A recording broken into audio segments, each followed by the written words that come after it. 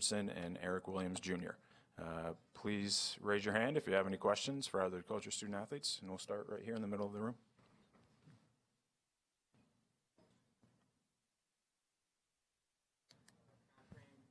24/7 Sports. Dana, this is our first opportunity to talk to you. Just your thoughts on this team and how you've constructed it and kind of your vision for how they'll play this year. Well, I hope we play hard. I hope we play well. We've got good players. The guys returning. Will's been with us for 3 years. Eric's been with us for 2. We got Big Frank back. Dante's recovering from an ACL. He's back. Luke Ward's back. So we have 5 really good players, good guys to work with that are back, and a lot of new guys. Brought in 3 transfers that all have great experience from winning programs. Davion Harmon from Oklahoma, Quincy from Syracuse, and Jacob Young from Rutgers. Rivaldo came in from junior college. He's going to be a good player. We got a couple talented freshmen and Nate Biddle and Isaac Johnson. So, I like the guys. We got a young man from Canada late, Ethan Butler, who's got a chance to be a good player in time. So, good group of guys. We're moving along kind of slow now. I know they're frustrated because we're not moving quicker, especially the vets who have a pretty good idea of what we're doing. With so many new guys, it's taking a little longer and frustrates the players, the coaches sometimes. But I think if we keep working at it, we have a chance to be okay. Go to Nick Daschel. Nick Daschel from the Oregonian. Dana, is this the tallest team you've ever had or close to it? And how does that change your team from a year ago? Well, we lost a big part of our team last year when Dante went down. We were kind of planning on playing 2 ways, with Dante and without him. And when he went down after 6 games, we pretty much could only play one way. And I thought it hurt us against some of our bigger opponents because we were pretty small, starting 6'6", kind of right across the line. Certain teams, with big athletes, gave us some problems. And I thought Dante would have helped us in that regard. So, I'm assuming he's going to be healthy. Frank's made a step. He's bigger, stronger, more confident. Nate Biddle's got tremendous upside. Very talented young man. He's got to get more physical, and, he's a freshman, so it's going to take a while. And Isaac Johnson's been on a 2-year mission, Mormon mission, and so he's back, and I think he's got a really good feel for the game and just going to take some time to kind of shake off the rust and get stronger. He needs to get stronger also, more physical. So we got 4 guys in there that 6'11", and all 4 of them are gifted. So it'll be interesting to try to blend them in, try to get them to work together. We can go with some bigger lineups, really gives us some flexibility on what we do with some of our matchups that we didn't have a year ago. And so as a coaching staff, you like being able to play different ways. You like to be able to change it up if something's not working, and I think those 4 guys give us the flexibility to do that. We'll go back to Matt Bream up front.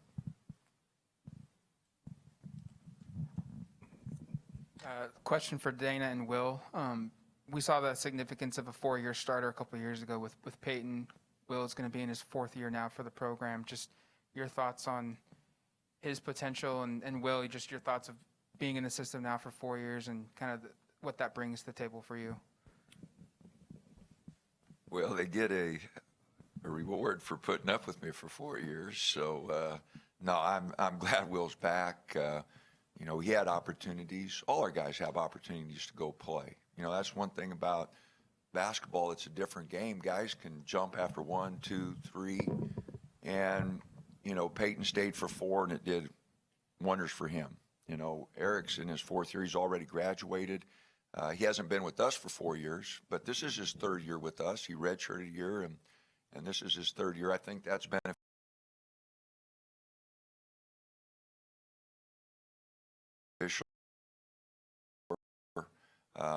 Will understands the league. He understands what we're up against. He was injured last year, and I think that gives him a different perspective because he had to sit there for 12, 13 games, and that makes a player appreciate the game a lot more.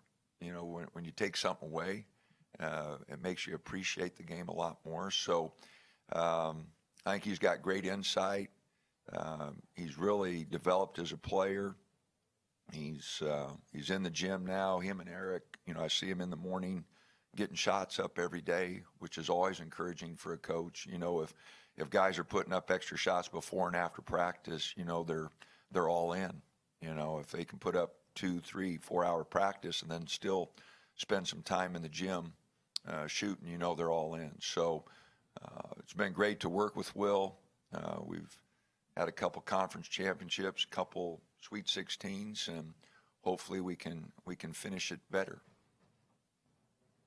What was the question again? Just your significance of being in the program now for 4 years, how that factors into.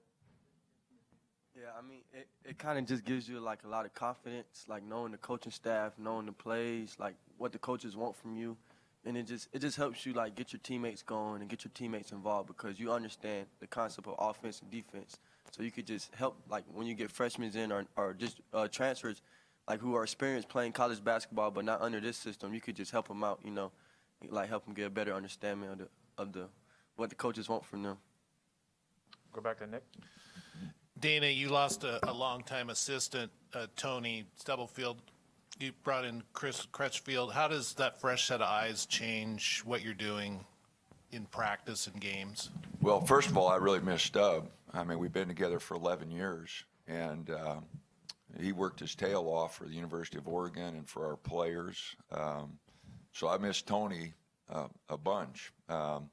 Fortunately, we were able to hire Chris Crutchfield, who's stepped in, and he does give us a different perspective. I love hearing what he's got to say, and I think he's going to be great for our program. He's a hard worker just like Tony. They were actually, roommates in college, and Tony was in Crutch's wedding. So I had a lot of recommendations from Tony. He worked for Coach Kruger, who's my mentor, and he was with Coach for 9 years. So it was an easy hire for me, and the comfort level. I've known Crutch for a long time, so it was really an easy decision for me. But I'm going to miss Tony. 11 years trying to build something at Oregon. He was there every day, and office right next to mine. He had to listen to me complain all the time, and he was great. Ben Parker. Ben Parker, CardinalSportsReport.com. This is a question for Will and Eric. Just talk about what areas of your game have you guys most focused on to improve this offseason as you get ready for this season? I'll probably say my right hand. I mean, they sat on my left hand hard last year, and I think I can use my right hand, but I have to just show it. So just been working on my right hand. I just been focused on staying healthy, like getting my body prepared, learning how to eat right, learning how to sleep right, and just making sure I stay healthy this season. PJ? PJ, Carlos Snow, Pac-12 Networks. Will and Eric, I'm asking you to kind of, what's going to happen in the future? Eric, you transferred. Will, you've been there. What do you think with the transfer rules, the way they are now, maybe even combining NIL a little bit? What do you think is going to happen in college basketball going forward? You see more guys leaving and transferring, or from the players' standpoint, what do you think about what's going on with the rules? I think it just gives a little more uncertainty to like each program, not knowing if a kid's going to stay and buy into the program or leave. So I just think it's like a little more uncertainty, but I don't know. I stayed at the same school for 4 years, so I'm not really into transfer. My dad didn't really preach that to me, so. I just think it's just crazy times. I mean, it's like free agency, so I don't think there's that much loyalty nowadays. I don't know how it's going to go, So it's just crazy times with the transfer rules and now the NIL, so kids can make money, so it's a lot different. Hey, Dane, did you ever think back that Moberly or Southeast, you've had so much success and you've had so much turnover, you've had more turnover than most schools do, and it never seems to really impact you as much as people would think. You have a lot of new faces on the roster. Coaching in a 2-year situation early in your career, does that help you at all or give you a different perspective? Well, it does, but, you know, we preach all the time. We only want guys that want to be at Oregon. You know, and if you have any doubts, you can't be your best, and we collectively can't be our best. I mean, you got to be all in. We got the longest basketball season, or the longest season of any collegiate sport. We're starting October 1. We're hoping to be playing April 1. Man, if you're not all in, you know, so I think the ability to transfer and go where you think you can be your best is a right that every athlete should have. I've got no problem with that. I never have. And maybe that comes from my junior college background. I want guys that want to be there and want to be all in. And the guys who have really been successful in our program are that way. You know, they know they want to be at Oregon. They know they want to work with our staff. And you would hope that some guys would go through some ups and downs and realize that, you know, if it's tough, that doesn't always mean it's bad, you know. But I want our guys to want to be there, because we can only accomplish what we want to accomplish: win conference titles, go to the NCAA tournament, try to win a national title. We can only accomplish that if the guys want to be at Oregon. And so I've got no problem with guys if they think that another situation's better for them. You know, I'll give them the pros and cons of that decision, but if they want to go, I understand it. I've never tried to talk anybody out of it. You know, I say, are you sure you want to do this? Because I think you have a future here. But if they say, Coach, you know, I think somewhere else is better, that's the end of the conversation. Because I know we can't accomplish what we want to accomplish if they're not all in. And so, and there's going to be ups and downs. There's no season that trajectories like that. It's wins, losses, injuries, girlfriend breaks up with you, whatever the case may be. The ups and downs, you got to want to be there. Casey? Casey Jacobson with Pac-12 Network and Fox. This question is for the players, Will and Eric. Pac-12 has a lot of good programs, a lot of good players. I want to know from your guys' perspective, who is the player that you respect the most, an opponent that you respect the most as a player? And why? I think I respect all of them. I mean, we all here for a reason, so I just respect every player for who they are. I don't overlook anybody like that. So you don't have an individual rivalry with anybody in the Pac-12?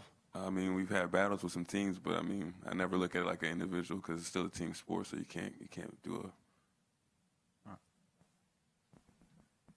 Yeah, I'm the same with him. We would kind of respect every team the same. Like they say, it's the Conference of Champions. Like you could lose to any team in this league, so they are pretty much the same to us. Man, you guys are way nicer than I was when I played. Got a few more minutes. Let's go to Eldridge, and then Bruce will wrap up.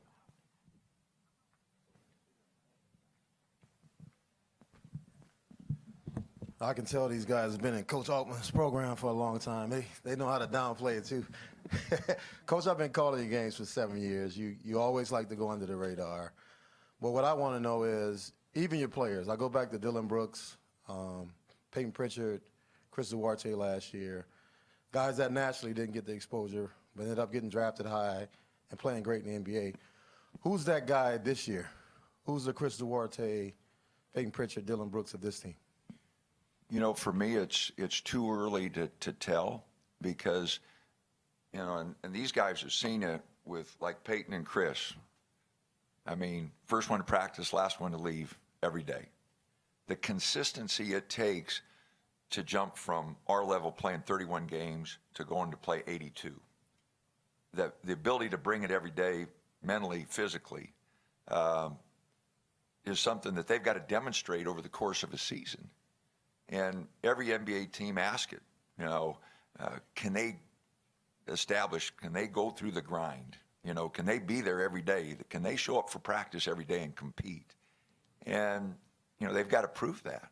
You know, Will's made tremendous progress doing that. Eric's made progress, you know. So Chris made progress his junior year, but then last year took it to a whole different level. Eugene, who's with Dallas, was unbelievable last year. You talk about consistency. He brought it every day. And I wouldn't have known that on October 13th sitting here. I had to see it every day because Eugene was coming off some surgeries. But as far as consistency last year, we had nobody close to Eugene. And that's why he ended up with Dallas, because that drive, that consistency every day to bring it mentally and physically. And then when things didn't go well for him, to fight through it. And so I think we got some great candidates to do that. But, it's a 6-month evaluation for our coaching staff to see who's really going to make that jump. Okay, we got to go quickly. We'll go to Bruce for the last question. Yeah, hi, Dana. I was just wondering your thoughts on how the NIL is playing out at this point, and do you look at it both within the conference and without, as far as what's happening with other schools, and UNLV with the cars deal and stuff like that? Do you think it could change things, or how much? Well, it's going to change things. There's no doubt about it. I'm for it. I think players, if they have the ability to make some money, I think it's great. I think it's a work in progress. I think it's going to be, these guys are like in the first year of it. And, people just don't know how to respond. Our boosters don't know how to respond. As coaches, we don't know what the rules are. We don't want to arrange anything because we'll get in trouble. So everybody's just kind of trying to figure it out. Fortunately, we have a group that's got together and put some things together for our student athletes, for all our student athletes, which I think is a big benefit. But, the NIL, Iowa State coming, giving $6,000 a year for the players if they finish the careers and things. There's so many things happening for our student athletes right now that, I think great benefit to them. But it is going to put a lot of pressure on athletic departments and coaching staffs to make sure that we keep everybody, it's a team game still, and so we're going to run into some of the problems that the professional ranks run into if Will gets something that Eric doesn't, and Eric's upset about that, and we're a whole new set of problems that coaches are going to have to go through. But again, it's time. Players have the right to go to whatever school they want, and if they have an opportunity to make some money with their names, I'm all for it. I've got no problem with it. We've got less than a minute. We'll go back to Nick. Dana, how much longer do you want to coach? Well, if you asked me after practice Monday, I'd have said one more day because these guys wore me out. I don't have anything else. I got my family and my grandkids now, but coaching these guys, is what I love to do. I don't know what I'd do if I didn't go to the gym every day. My wife, Reva, would get tired of me really quick. I can only see the grandkids so much. So I want to coach as long as Oregon will have me. Fortunately, got great support. Rob's been great. President Schill's been great. Everybody's, really supported our staff well. I've been able to keep my staff together. Kevin's been with me for 20 years, and Josh Jameson, 11. Tony was with me for 11 before he went to DePaul. So I'm able to keep my staff. I love coaching. I love going to the gym every day. So as long as I feel like I'm not letting the guys down and I still have a lot of energy, I'm 63. I'd like to go a long time yet, but a lot of factors in that. And, if I'd have some more grandkids, maybe I'd get out of it then, because my granddaughter came to practice the other day, and I told these guys, don't ever make me make a decision between her and you guys, because I'll take her every time. And the guys all laughed, but it's true. Those grandkids change things. But I love coaching. I hope that Oregon will have me for a long time yet, because I'd love to keep going for a long time yet. Okay. Thank you very much. You bet. Appreciate your time.